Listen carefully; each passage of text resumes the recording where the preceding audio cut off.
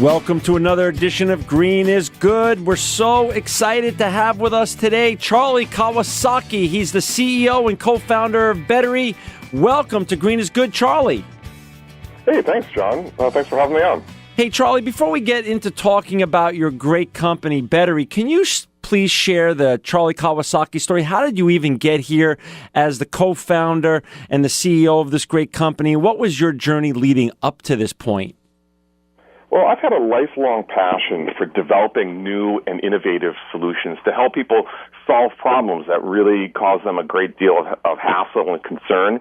I have about 35 years of experience in the high-tech industry, developing both hardware and software products in a variety of startups. And my passion has always been in developing really cool, innovative products.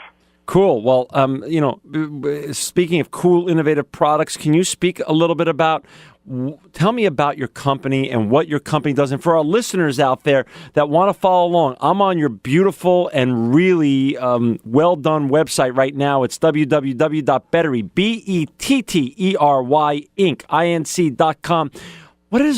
Tell us about BETTERY. What is it and what solution were you providing? What void in the marketplace did you see? Well, BETTERY has developed the nation's first kiosks for the responsible use and purchase of reusable batteries that really make it easy for consumers to step up to a sustainable battery product and make it really easy for them to use. Awesome. And so explain how it works and what's the real mission of BETTERY? Like what is the mission that everyone at the company knows? Well, the way it works is it's pretty easy. It's kind of like a Redbox kiosk, if you're familiar with renting DVDs. Yeah. And instead of DVDs, it's for household batteries, like AA and AAA batteries. And the way you use it is you just walk up to the BETTERY swap station at a convenient retailer, and you can choose AA or AAA batteries to take home, and you use them just like you normally would. But instead of throwing them away in the trash when you're done, you take them back to the BETTERY swap station, stick them in, and you exchange them for freshly charged batteries. And the reason why we did this was a couple things. One is to help people save money on batteries, but also we had a big pile of batteries piling up at home in a Ziploc bag labeled bad and didn't know what to do with them. And we wanted to find an easier way to step up to a reusable product and not have to drive around town looking for a place to recycle our batteries. So, okay, you're the co-founder. Who else co-founded with you? When you say we came up with this idea, which is your aha moment, which is just so perfect, for entrepreneurs like you who are always trying to come up with new solutions. Who is the other founders with you? So my co-founder is Bill Coleman out of San Jose, and he's also had a lifelong passion for sustainable products. He and I have worked together on and off over the last 25 years in building different innovative technology products. And so it was a great way for us to work together more on this new idea. And I'm on your website now, like I've just shared with our listeners. For our listeners out there, again, it's BETTERYInc.com, BETTERY Inc.com. First of all, the machine itself looks gorgeous. You have a great video on the landing page that shows how it works and everything. Where is this machine today? Like, is it in a lot of stores? Is it in a couple of test stores? How widespread is your machine getting out there? We have BETTERY swap stations around the Pacific Northwest right now at both Safeway and Whole Foods Markets locations. Wow. We also have them at the Portland State University Student Union building, and we're in discussions with additional national retailers as well as large corporate campuses who are looking to put these swap stations in place for their employees. This is so great. So now let's step back and talk about the problem, because for our listeners out there, batteries, just like electronic waste, which are really they're part of the electronic waste stream in many ways, have a lot of environmental problems with them when they come to their end of their usable life. Can you share the bad environmental problem that's caused by batteries if they're disposed of inappropriately and they're not put into your ingenious machine? Oh, certainly. I was pretty surprised when I discovered just how many batteries we use in the U.S. each year. there's about 2.5 billion of the single-use batteries that end up in the U.S. landfills every year. Oh. And in addition to the hazards related to disposing of them properly in our landfills, they also have a big environmental impact in just the making and the transporting of them in terms of their carbon footprint for a single-use product. You can sort of think of it like a foam cup. You do all the manufacturing and the transport, and then use it once and throw it away. So we're pleased that we have support from recycling experts like King County's Solid Waste Division, who is helping us get the word out, educating the public about getting these batteries out of the landfills. And in addition to that, there's a huge amount of raw material and manufacturing impact of batteries that are used.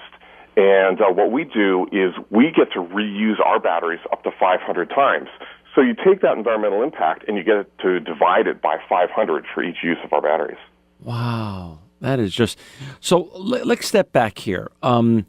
First of all, when did you... I want to go back in time a little bit, Charlie. When did you come up with this concept? So in about 2010, and I have a 13-year-old daughter who a few years ago, we were using a lot of batteries in our house. She would read books under her covers at night, fall asleep, and I'd get up in the morning and go, okay, there's $4 more down the drain and a bunch of batteries I have to throw out. And at the same time, her babysitter introduced us to Redbox at home. And looking at this Ziploc bag of batteries labeled bad, and I put two and two together and came up with this idea that we could use the technology expertise of me and my partner Bill and build a Redbox-like solution that could solve these problems. That is just so incredible. And when you were doing it and looking at the marketplace, had you ever considered yourself during, you have a very storied career, unbelievably successful historically.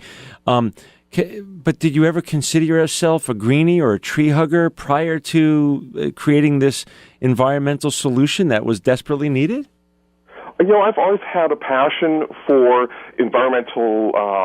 reducing our country's environmental impact.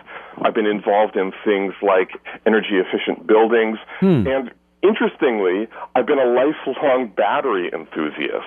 I've tried every new kind of battery that's come out on the market. Right. And one of the things that really made this business go was the invention of a new chemistry of rechargeable batteries that came out a few years ago that really made this type of battery a product that people could use, have a good experience with, and could deliver good value to consumers. Got it. And when you were writing your business plan with Bill, what did the competition look like, and what does it look like today? Well, we don't have any competition for reusable swap stations in the market today, so we really have a first mover advantage that we're really pleased to have. Wow. And when you went out and raised money for this, people were excited, people were not excited. What was that experience like? Because we have so many entrepreneurs that listen to this show. It's always great to share the entrepreneurial journey with also the amazing solution you've created.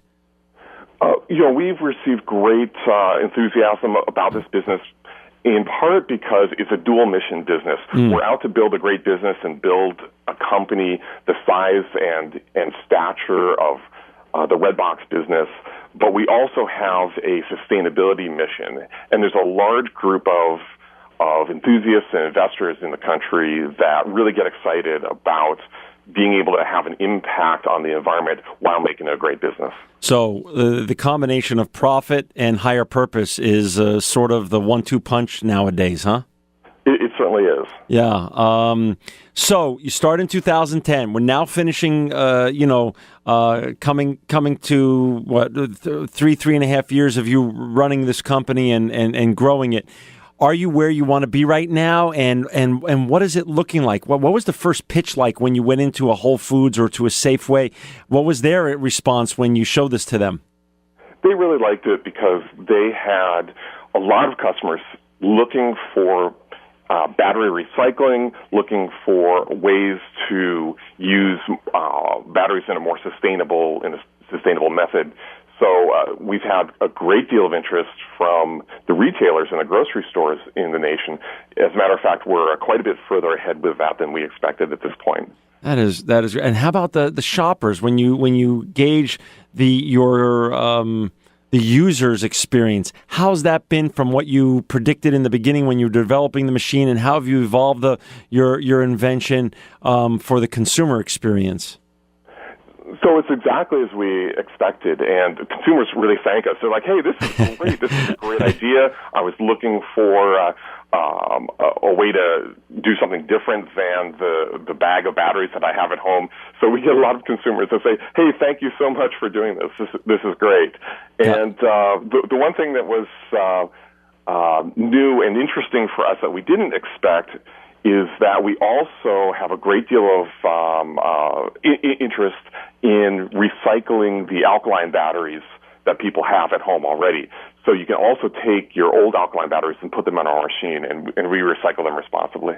Wow. And so, well, now that you're in the Pacific Northwest and on the western part of the United States, what do you see, the next months and years ahead in terms of your machine getting out there even more? What does it look like to you? Well, our goal is definitely to be as convenient as a Redbox, and that means being within a very short distance from your home to make it convenient. And to do that, we need to be nationwide. And so it's our goal to have a national rollout in that same kind of kiosk density as you might see in a Redbox or a Coinstar. And right now, how many employees do you have? We have 5 right now. So we've done this on a very slim budget. Wow. And we're really pleased with how much we've accomplished so far. A lot you've accomplished with 5 people. That's what it looks like to me, right? Yeah, absolutely. It's been a great team. So now, is this machine also applicable for other countries? Are you going to take this international? There's, as a small company, we certainly have our sights on that, and there are plenty of countries overseas that have interest in this. But we're taking things one step at a time. How about when it comes to the battery companies? When you went in, or when they've seen this, how's been your discussions going with the battery companies themselves? Are they thrilled about this? Are they really intrigued by this, by your new invention? So this is a new offering that we haven't had a lot of discussions with the major brands that you might be familiar with. Right. The companies that make our reusable technology, of course, are very excited about it. So your daughter, the one who was the 13-year-old back then, who was part of the inspiration for the machine, what does she think about what you're doing? Oh, she loves it. Our household is now the BETTERY household, and she's a big enthusiast. She's got the cool dad now. My dad's in the whole green revolution. My dad's part of the whole sustainability revolution. He's the cool dad. Oh, that's true, but at 13, you can imagine that dads can only be so cool. I got you on that one. So for our listeners out there who just joined us, we've got Charlie Kawasaki. He's the CEO and co-founder of BETTERY, and BETTERY is a battery recycling kiosk that you can find in local grocery stores in the Pacific Northwest now, coming to a store near you eventually. But to go learn more about it, it's www.bettery, BETTERY, Inc.com. Charlie, we've got about 5 minutes left, and part of the show is always is not only to explain the great things that our wonderful guests have created or invented or done, but it's also to inspire the next generation behind us to follow suit and to even do more with what we're passing on to them. Share a little bit about your experience. You are, as I said earlier, you have a storied history of success and lots of companies that you've been involved with and led and done really well with. Share some of the thoughts that you have for the next generation behind us who want to get and be part of the sustainability revolution, or who want to be the next Charlie Kawasaki and invent something where there's a great need.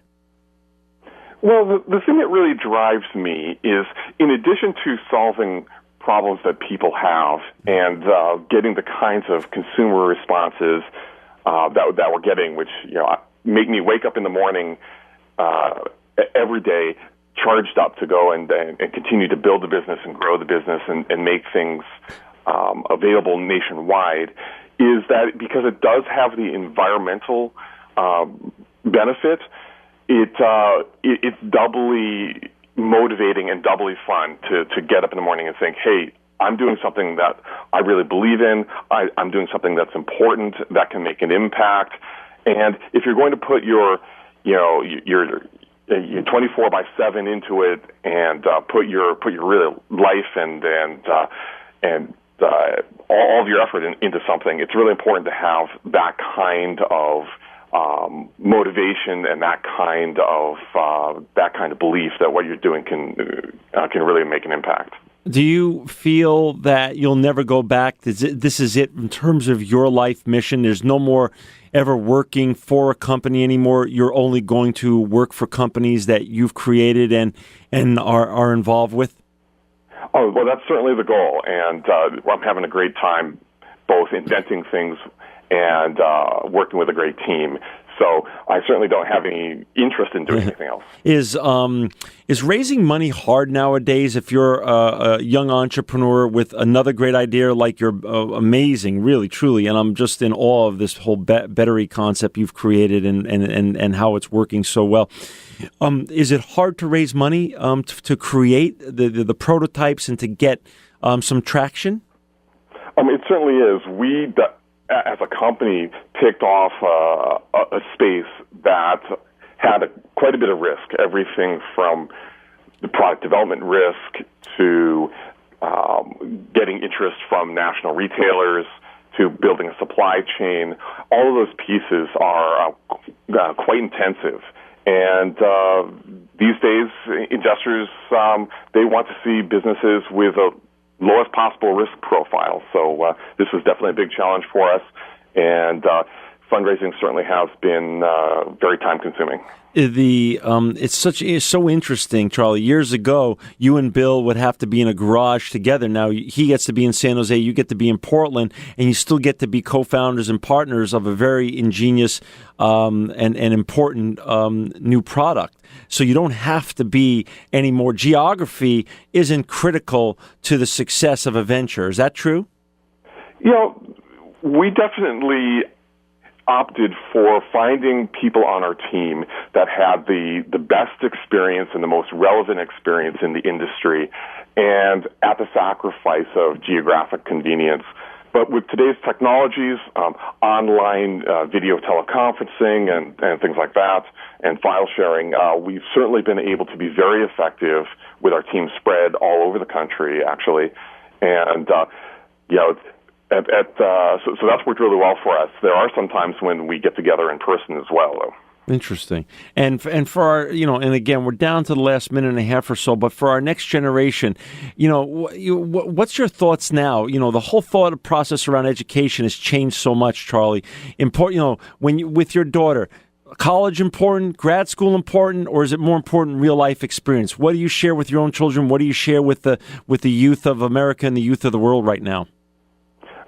Education is absolutely paramount today. It's a very competitive marketplace for people to find really great jobs. And while real-world experience is extremely important, I don't envy kids coming through onto the job market today and having to go out and find great employment. So I would definitely still very much focus on the educational fundamentals. The experience I've had working with the university systems is many of them have become very, very cognizant of equipping their students with real-world experience as they come through the university systems. So it's kind of the best of both.